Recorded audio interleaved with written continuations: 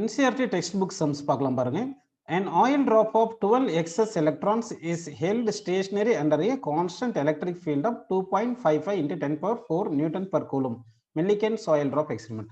The density of the oil is given 1.26 into 1.26 gram per centimeter cube. Estimate the radius of the drop. இப்போ வந்து question என்ன கேட்டிருக்காங்க பார்த்தீங்கன்னா வந்து இங்க வந்து ஒரு ஆயில் டிராப் கொடுத்துருக்காங்க. அதுல வந்து 12 எலக்ட்ரான்ஸ் இருக்கு. அப்படின்னா இந்த டிராப்ல வந்து சார்ஜ் வந்து நெகட்டிவ் சார்ஜ் இருக்கும். நெகட்டிவ் சார்ஜ் இருக்கு. இப்போ வந்து இந்த ஆயில் டிராப் வந்து எலக்ட்ரிக் ஃபீல்ட்ல பிளேஸ் பண்ணியிருக்காங்க. இப்போ பிளேஸ் பண்ணும்போது என்னென்ன ஃபோர்ஸ் ஆக்ட் ஆகும் பார்த்தீங்கன்னா gravitation force mg force downward direction act ஆகும். அடுத்து எலக்ட்ரிக் ஃபோர்ஸ் வந்து இக்யூ அப்வர்ட் டைரக்ஷன் ஆக்ட் ஆனாதான் டோட்டல் ஃபோர்ஸ் 0 வரதுக்கான வாய்ப்பு இருக்கு. அப்போ வந்து இது வந்து நெகட்டிவ் சார்ஜா இருக்கு. நெகட்டிவ் சார்ஜா இருக்கிறதுனால இங்க எலக்ட்ரிக் ஃபீல்டு எந்த டைரக்ஷன்ல இருக்கணும் பார்த்தீங்கன்னா வந்து எலக்ட்ரிக் ஃபீல்டு வந்து நெகட்டிவ் சார்ஜ் மேல வந்து எந்த டைரக்ஷன்ல ஃபோர்ஸ் ஆக்ட் ஆகும் பார்த்தீங்கன்னா ஆப்போசிட்டா ஆக்ட் ஆகும். அதனால எலக்ட்ரிக் ஃபீல்டு வந்து எந்த டைரக்ஷன்ல இருந்திருக்கணும்? டவுன்வர்ட் டைரக்ஷன்ல எலக்ட்ரிக் ஃபீல்டு இருந்திருக்கணும்.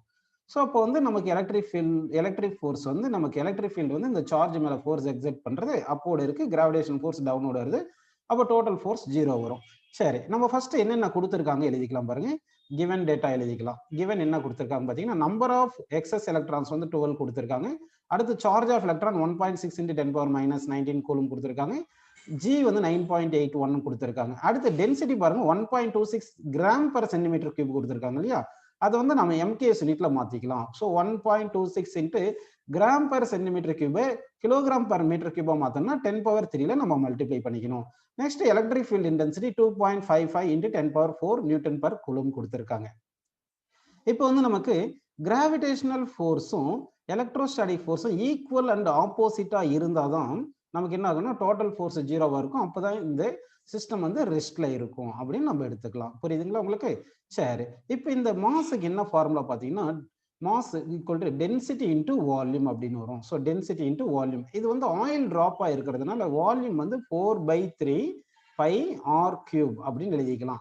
அதாவது மாஸுக்கு வந்து ஃபார்முலா வந்து பாருங்க, மாஸுக்கு வந்து டென்சிட்டி இன்டு வால்யூம் எடுத்துக்கிறோம். வால்யூம்க்கு வந்து ஃபார்முலா வந்து 4/3 பை ஆர் கியூப். ஸ்பியருக்கு வந்து volume formula 4/3 pi r cube into g இது போட்டுரும். ஸோ மாஸுக்கு வந்து டென்சிட்டி இன்டு வால்யூம் இன்டு இந்த ஜி அப்படியே போட்டுட்டு எலக்ட்ரிக் ஃபீல்ட் இன்டென்சிட்டி ஈன்னு அப்படியே எழுதிட்டோம்.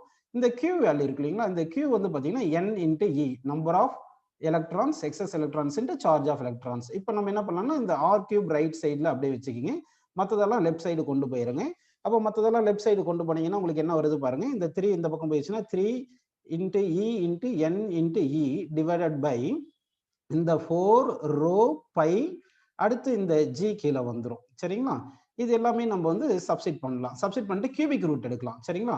அப்போ கியூபிக் ரூட் எடுக்கணும். ஆர் இஸ் ஈக்குவல் டு என்ன வரும் பாருங்க, 3 into எலக்ட்ரிக் ஃபீல்ட் இன்டென்சிட்டி எவ்வளோ கொடுத்துருக்காங்க பாருங்க நமக்கு 2.55 into 10 power 4 2.55 into 10 power 4 கொடுத்துருக்காங்களா?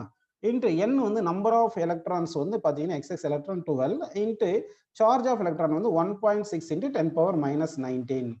சரிங்களா? டிவைடட் பைன்னு போட்டுருங்க. டிவைடட் பைன்னு போட்டுட்டு இங்கே 4 இன்ட்டு டென்சிட்டி வந்து எவ்வளோ கொடுத்துருக்காங்க பாருங்க 1.26 into 10 power 3. பை வந்து நமக்கு 3.141 அப்படின்னு சப்ஸ்டிட் பண்ணிக்கிங்க. நெக்ஸ்ட் வந்து டென்சிட்டி சப்ஸ்டிட் பண்ணியாச்சு. அடுத்து பை வேல்யூ சப்ஸ்டிட் பண்ணுறோம். அடுத்து ஜி வேல்யூ 9.81 கொடுத்துருக்காங்க. இது எல்லாமே நம்ம மல்டிப்ளை பண்ணி டிவைட் பண்ணிட்டு கியூபிக் ரூட் எடுக்கணும். இது எல்லாமே கியூபிக் ரூட் எடுத்துட்டு போனால் நமக்கு ஆன்சர் என்ன வரும் பார்த்தீங்கன்னா 9.81 into 10 power minus 4 மில்லிமீட்டர்ல வரும். ஸோ இதுதான் radius of the oil drop. இந்த கொஸ்டினுக்கு radius of the oil drop எவ்வளோ வந்திருக்குன்னா 9.81 into 10 power minus 4 millimeter is the correct answer.